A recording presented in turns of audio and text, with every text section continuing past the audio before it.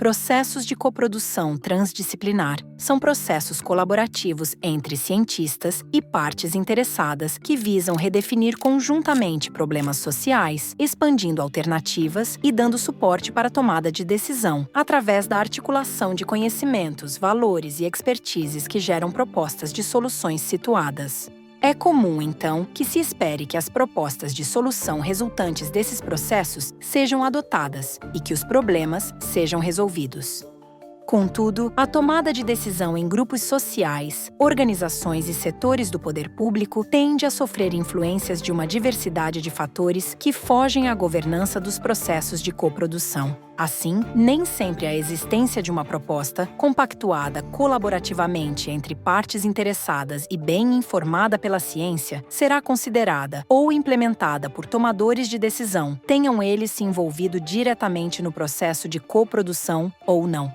Então, como estabelecer expectativas realistas quanto aos impactos dos processos de coprodução transdisciplinar?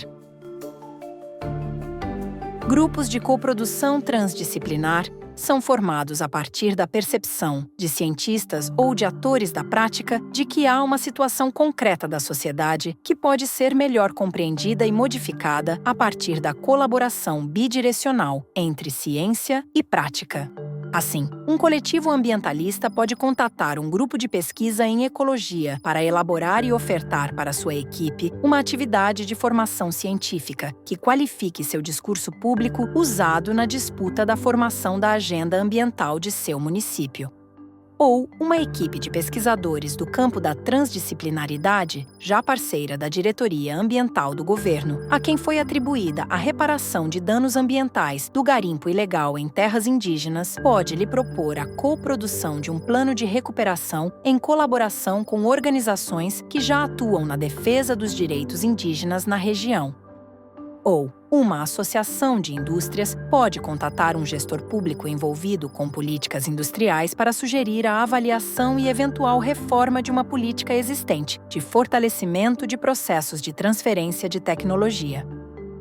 E aí eu propus um trabalho na área de reparação por danos. Meu objetivo inicialmente era um objetivo muito geral, né? O meu objetivo era identificar, né, como a ecologia, como ciência, que é a minha área de formação e o curso que eu estava pretendendo fazer, poderia contribuir para melhorar a reparação por danos no IBAMA, visto que nós temos um cenário no qual nosso esforço de fiscalização é imenso, né? Nós lavramos autos de infração, eu não vou me lembrar a quantidade, mas a gente até levantou isso. E, proporcionalmente, o que a gente consegue fazer de ação efetiva, de melhoria da qualidade ambiental no final, que é a reparação por recuperação ambiental, é menos de 2%, né, Raquel? Menos de 2%. Isso contando a ação civil pública e a cobrança administrativa, que a gente faz no âmbito do processo administrativo dentro do IBAMA. Então, meu objetivo era, será que a gente não consegue, com a ecologia, pensar em operacionalizar critérios, né, medidas, formas, porque para mim o problema estava aí inicialmente, de caracterizar o dano e cobrar. Então, esse foi o objetivo inicial que eu entrei no doutorado. Caso esse contato inicial seja frutífero, os parceiros podem detectar a necessidade de incluir outros atores ou instituições no processo de coprodução, como, por exemplo, pesquisadores das ciências políticas, no caso da atividade de formação para os membros do coletivo ambientalista. As organizações que atuam na defesa dos direitos indígenas na terra indígena impactada pelo garimpo ilegal, no caso do plano de recuperação. Setores de incubadoras de inovação das universidades da região, no caso da formulação da política de transferência de tecnologia. O problema estava aí inicialmente, de caracterizar o dano e cobrar. Então, esse foi o objetivo inicial que eu entrei no doutorado. E aí, com o passar do tempo, no primeiro ano eu liguei para Emerson, que era coordenador da Corec, né, peguei lá na internet o número dele, que eu não sabia nem, né, que a Corec existia, porque era nova. Aí eu olhei lá, liguei para Emerson e falei, eu estou fazendo meu doutorado nisso. A minha proposta de metodologia de trabalho é fazer junto com o IBAMA e para o IBAMA, no interesse do IBAMA. Para isso, eu acredito que nós precisamos trabalhar juntos desde o início. Então, assim, no primeiro ano de doutorado.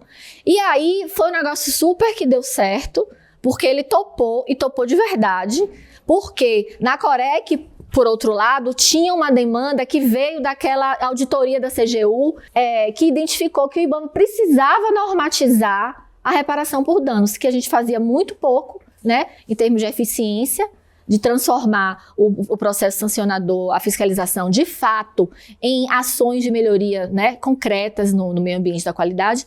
E aí, a Corec tinha essa demanda e eu vim com uma oferta. Então, foi um negócio, né, que casou. Essa coprodução acabou sendo desenvolvida no seguinte formato, certo? Modelo. Eu sou essa pessoa aqui, que estou na interface, intermediária. Eu não sou nenhuma coisa nem outra. Eu estou na universidade afastada, fazendo pós-graduação, então eu estou imersa na cultura acadêmica, certo? Tendo uma formação científica, porém eu não deixo de ser técnica do IBAMA. E fui para a academia com uma demanda do IBAMA. Então, eu trouxe para cá, aqui é o verdinho, né, a possibilidade de fazer o meu trabalho. Então, eu acabei sendo um híbrido. Então, essa era a minha proposta. Essas pessoas aqui, Raquel, Ialmo, Vicente, todo mundo da Corec, tá?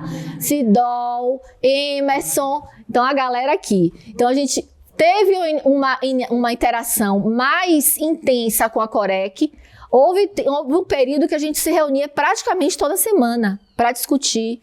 E aí, a gente chegou na elaboração de um objetivo que foi intermediário entre o que eu achava que era, academicamente, e o que a Corec precisava. Então, a gente identificou com a demanda da CGU que existia uma lacuna normativa relacionada à reparação por danos ambientais no IBAMA. Nós não temos uma norma específica para orientar processos de reparação, né? Ele é diluído no processo sancionador e a gente tem a iniciativa de promover recuperação ambiental por diversas formas, mas um processo específico com norma específica a gente não tem. Então a gente tem uma lacuna normativa.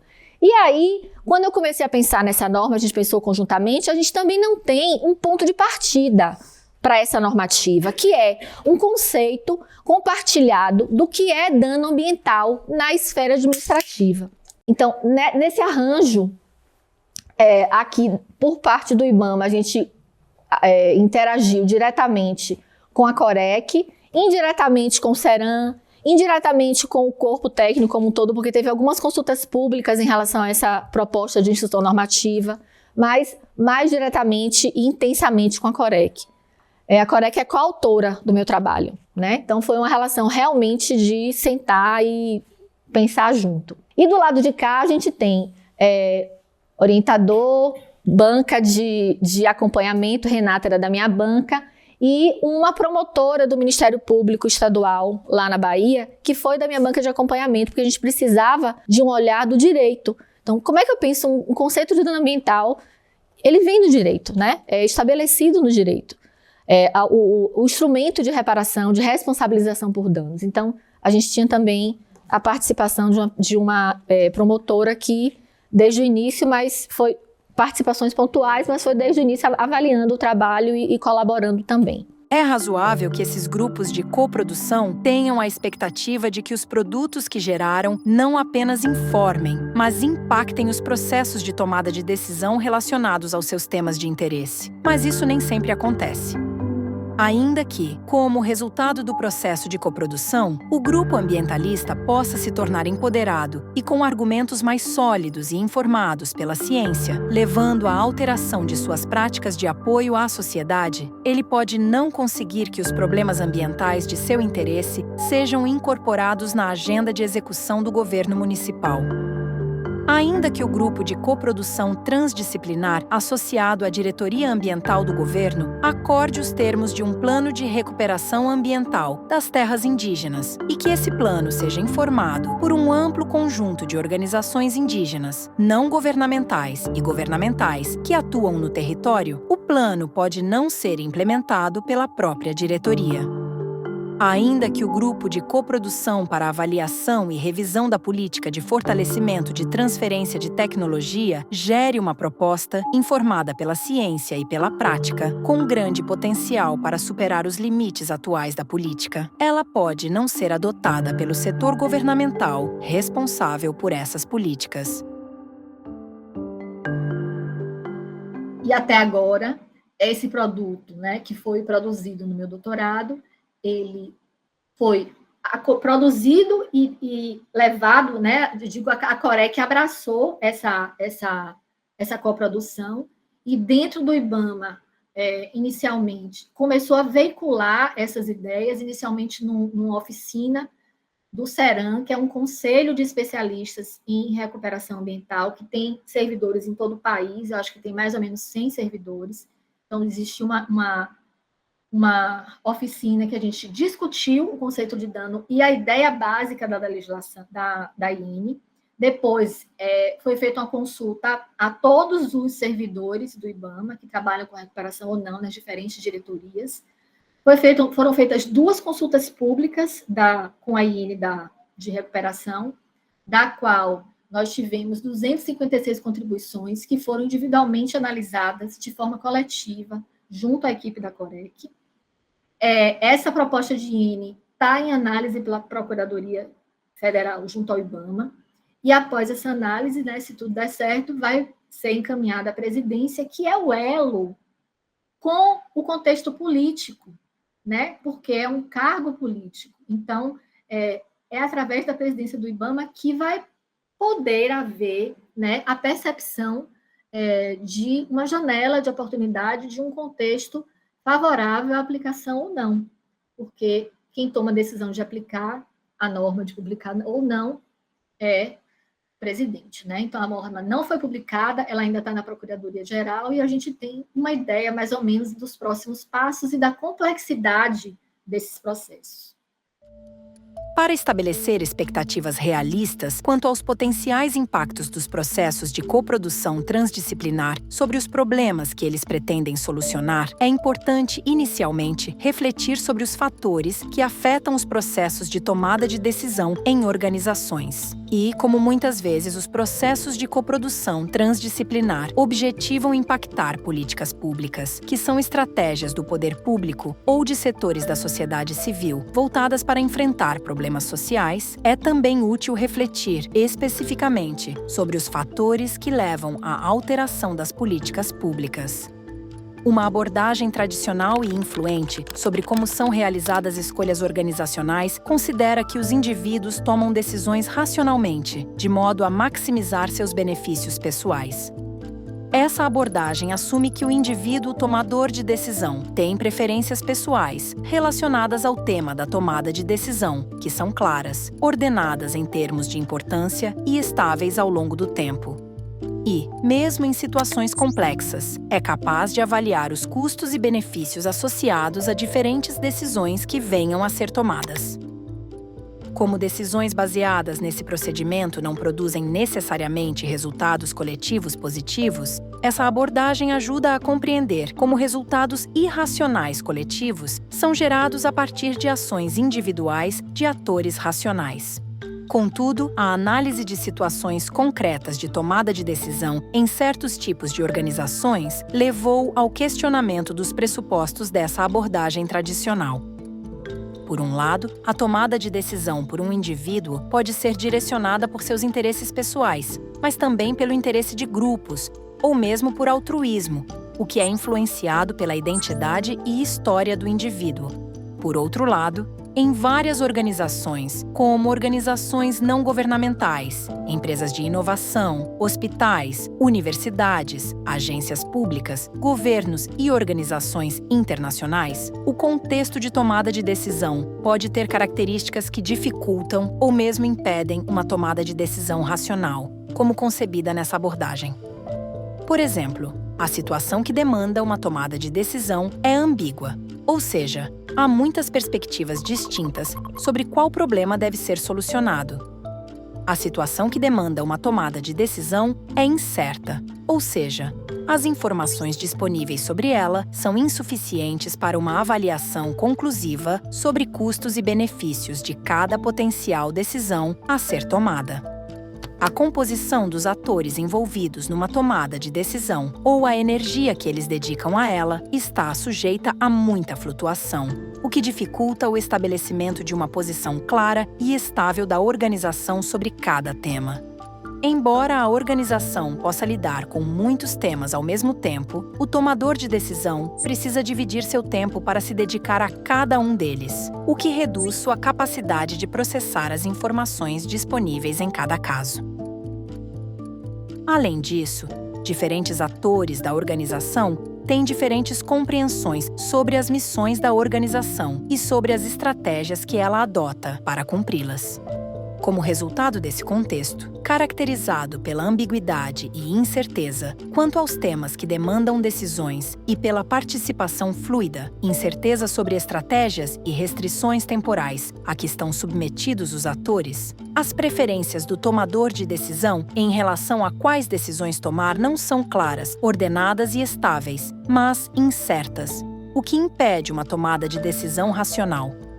Então, nessas organizações, descritas como anarquias organizadas, as decisões emergem de um processo imprevisível e complexo, que depende da coincidência temporal entre os fluxos de ação dos atores, de atenção a diferentes problemas, da disponibilidade de soluções e de oportunidades de escolha.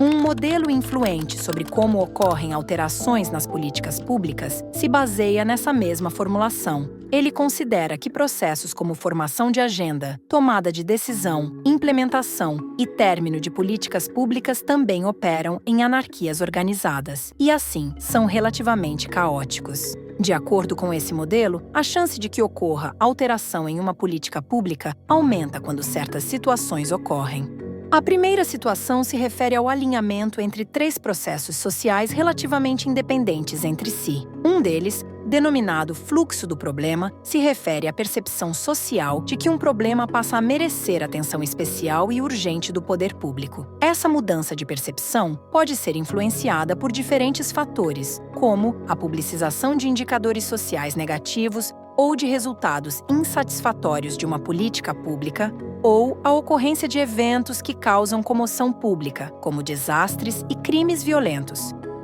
Um segundo processo, denominado fluxo da solução, se refere à formulação de uma proposta de política pública que seja percebida pela comunidade envolvida nesse processo como aceitável, com viabilidade legal, técnica e financeira. As interações entre atores no fluxo da solução se dão principalmente no campo da argumentação. O último processo, denominado fluxo político, se refere às alterações do humor nacional, mudanças de governos ou legislaturas, substituição de burocratas ou administradores e realização de campanhas de grupos de interesse que, cada um a seu modo, e normalmente através de interações baseadas em barganha e mediadas por relações de poder, afetam a disposição do tomador de decisão a alterar uma política. Assim, quando os três fluxos se alinham, ou seja, quando há a percepção social da saliência de um problema, quando está disponível uma solução viável e quando é percebida uma oportunidade política para implementá-la, aumenta a chance da política ser alterada.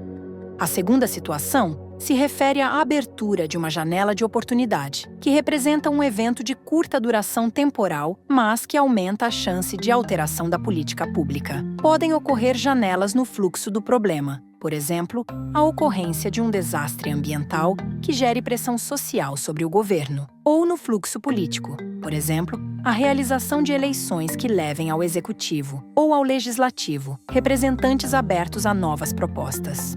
A terceira situação se refere à atuação de um ator, referido como empreendedor de política pública, disposto a usar seus recursos na tentativa de convencer o tomador de decisão a adotar a política pública de sua preferência. Para tanto, ele deve articular uma narrativa que alinhe os três fluxos, argumentando que o tomador de decisão terá ganhos políticos com a adoção dessa política pública, que é capaz de atacar um problema social saliente. A eficiência da atuação do empreendedor aumenta a chance de alteração da política pública. Esse panorama deixa claro que a adoção de uma proposta de solução gerada por coprodução transdisciplinar depende de um conjunto de fatores que não estão sob o controle do grupo que a produziu. O processo de coprodução pode contribuir com a formulação de uma solução bem informada e com a construção de uma narrativa de que ela tem potencial para resolver um problema saliente e é politicamente oportuna. Embora isso possa aumentar a chance de sua adoção, não pode determiná-la. Ainda assim, é importante notar que nenhum fator isolado pode, de fato, determinar a alteração de uma política pública. Sendo assim, aumentar a chance de sua adoção passa a ser uma expectativa adequada para os grupos envolvidos em processos de coprodução transdisciplinar. Meu último depoimento foi logo após a defesa do doutorado, e eu já estava trabalhando no IBAMA, e o que aconteceu foi que nós continuamos discutindo, tanto na área técnica, como envolvendo outros setores dentro do órgão de decisão, como a diretoria, a presidência e o setor jurídico como forma de consulta. Então, em 2024, em setembro de 2024, a INE foi publicada. Além da coprodução ter entregado esse produto ao IBAMA, eu entendo que há um contexto externo, social, de crise climática, e o IBAMA responde a tudo isso, a esse contexto de crise, ao contexto interno de também ter sofrido uma auditoria pela Controladoria Geral da União, que é um processo corriqueiro. O setor, a área de reparação ambiental havia sido objeto dessa auditoria, e uma das indicações foi a indicação da necessidade de normatizar a área da reparação de danos no IBAMA. E aí eu acho que esse contexto, todos esses fatores ajudaram bastante para a INE ser publicada. Houve muito rapidamente um processo de apropriação institucional. Então, é uma norma hoje do IBAMA e os setores estão conhecendo, aplicando, se adaptando, se modificando. Vejo que uma cultura está se formando no órgão a partir desse ponto inicial, dessa normativa. Outros processos vêm se desenvolvendo, outras normativas, outros instrumentos complementares, formação do corpo técnico, uma cadeia de processos e instrumentos que veio se organizando e que são necessários para que a INE, de fato, seja totalmente efetivada. E um outro impacto, nesse caso previsto, esperado, aguardado, na verdade, é o aumento das possibilidades de cobrar reparação por danos na esfera administrativa. A INE traz, além da recuperação ambiental no local onde ocorreu o dano, instrumentos adicionais, possibilidades adicionais, como a compensação ecológica e a compensação financeira. Eu, como profissional de meio ambiente, após conhecer a perspectiva da coprodução e ver como ela agrega o processo de tomada de decisão de políticas públicas e gestão ambiental, eu ampliei muito meu entendimento sobre o meio ambiente. Envolve problemas complexos, envolve processos sociais, porque tem muito a ver com a dinâmica humana envolvida nesse sistema. Com isso, eu entendi que quanto mais diversa a abordagem, mais chances nós temos de propor medidas, instrumentos e soluções que tenham não só embasamento científico, mas também importância e relevância social. E no IBAMA, a coprodução ela foi se expandindo em outros ambientes. A partir do exemplo da IN, da publicação da IN, da divulgação desse trabalho, nós tivemos outras experiências com coprodução em outras ações do IBAMA, e dentro do IBAMA tivemos um movimento com ações de formação do corpo técnico, que culminou recentemente com a elaboração de uma portaria de coprodução, que fomenta a coprodução no IBAMA, que coloca a coprodução como uma forma de produzir conhecimento no órgão. Então, isso é uma forma inovadora. Então, eu acho que nós temos expandido o nosso entendimento e absorvendo aos poucos, estamos absorvendo como instituição aos poucos, a forma de interagir com a sociedade através de processos de coprodução para repensar as nossas políticas, nossos instrumentos e decidir no processo de tomada de decisão também.